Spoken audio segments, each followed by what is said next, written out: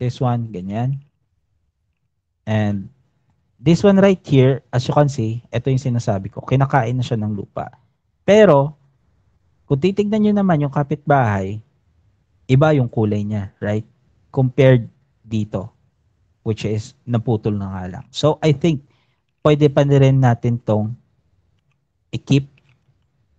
We can still keep that as a road. And, pero ito, I think hindi na ito road. So, I just simply cut it right here. And change it into driveway. Okay? Long driveway ata to. May pupuntahan pa yan dyan. Kasi as you can see, field to, di ba? Di ba? So, siguro may dinadaanan dyan yung traktora or yung mga sasakyan pa nila. May bahay pa dito somewhere out there. So, we can just put it as a driveway still para sa long driveway ka dahil wala tayong long driveway category para sa tab na to. And again, uulitin ko, this part right here is not a sidewalk. So do not waste your time cutting that or doing sidewalk for that area. Okay? So for this map, I'm done with it. Simply submit.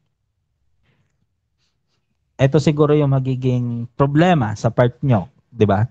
Kasi as I can see, ito yung may mga medyo kahirapan i-distinguish the mga areas, which is yung mga commercial spaces.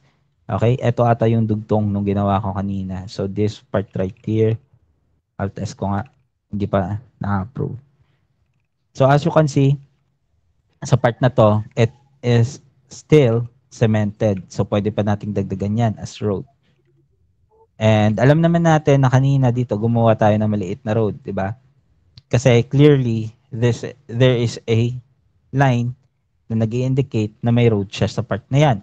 So gawa tayo ng isang road. Excuse. Gawa lang tayo ng ganyan. Hindi na natin kailangan gawan to ng driveway because anyone? Walang clear Clear boundary, sir. No clear boundary. So do not waste your time doing so. Sa part na to naman, yung road natin is sira. So yung pinakamaganda ditong gawin or yung ginagawa ko dito, usually, tinatanggal ko tong mga pangit na area. Okay? Tinatanggal ko yung mga pangit na area. And then, nire-redraw ko na lang. Kinakat ko lang siya, and then dinidelete. Hindi ko dinidelete lahat kasi that would be such a waste of time. Kasi kailangan nga natin ng speed, di ba? So kapag niredraw natin lahat yan, kakainin yung oras natin dyan. So ganyan lang yung ginagawa ko, dinidelete ko or kinakat ko yung areas which is wasak, tapos dinudugtungan para yan lang yung matira and then maayos ko yung kulang. Okay? So for this part right here, ano sa tingin nyo to? Is this a driveway, long driveway, or what?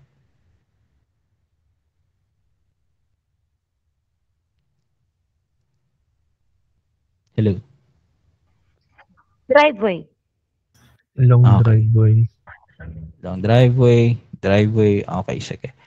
As I can see, airport to. Diba? As I can see, airport to. So, minsan, sa ibang airport, wala naman siyang sa labas ng airport, kagaya nito, dire-diretso naman siya as road. As you can see po, sa part na to, connected siya sa multiple buildings. Okay? Connected pa siya sa multiple buildings or multiple areas. So, I think I can still label it as a road. Wala naman siya driveway dyan. Hindi naman ito driveway. Parang umikot lang siya dito. Ito lang yung dead end niya. And as you can see, meron pa siyang... Ha? May pedestrian. May pedestrian pa. Okay, sidewalk. Control V. Change it into road. Cut again. Control V. Change it into sidewalk. Pero may mga... Alam nyo, may mga idea dito kung kaya nyo. We can just simply cut this as one. Select.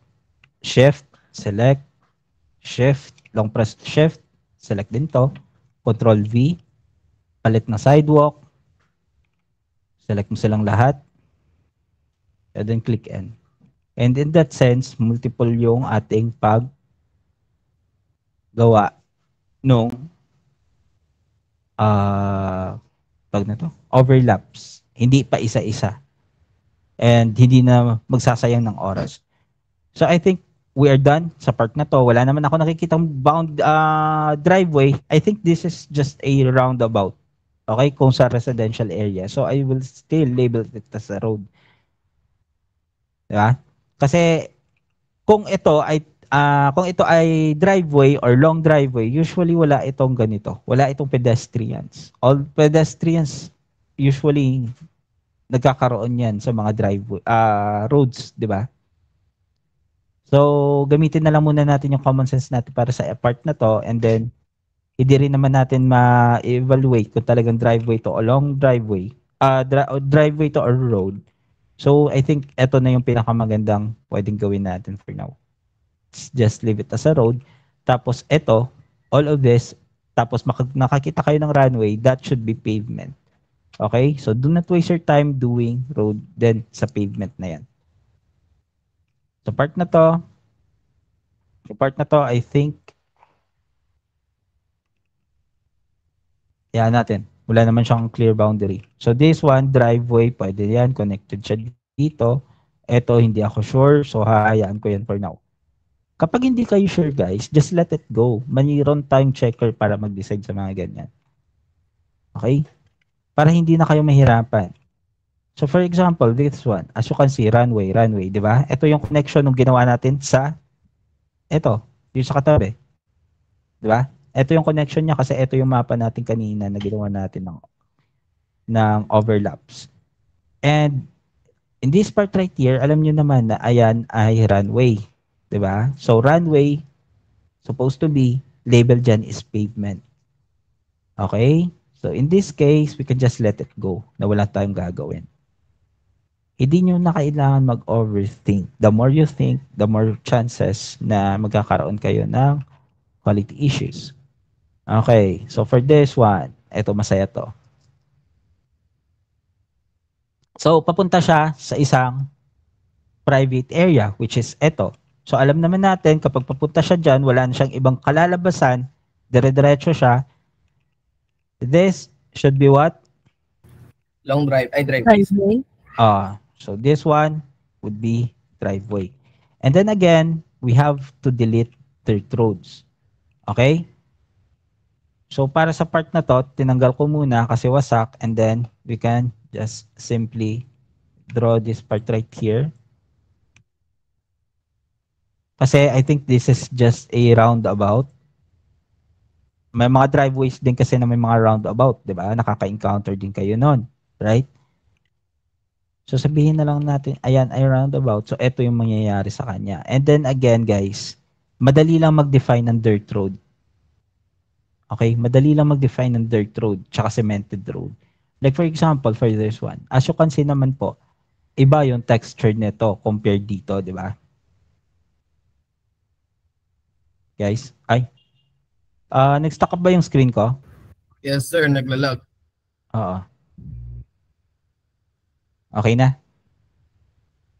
So, Okay as na you po. can see po, iba yung texture neto compared dito. Kasi kahit dito, kung titignan nyo, this part right here is meron siyang clear boundary and then colored gray siya.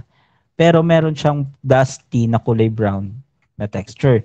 So, it means, baka, yung part na yan, baka, nagkaroon na ng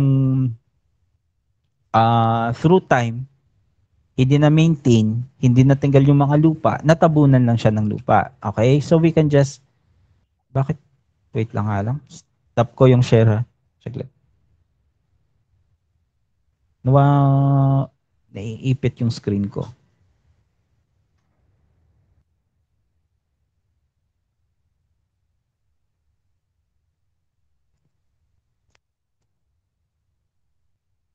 So okay na? Kita na guys? Hello? Wala pa po. Ha? Hindi pa, sir. Hindi pa nga. Bakit? Ano yung nangyari dito?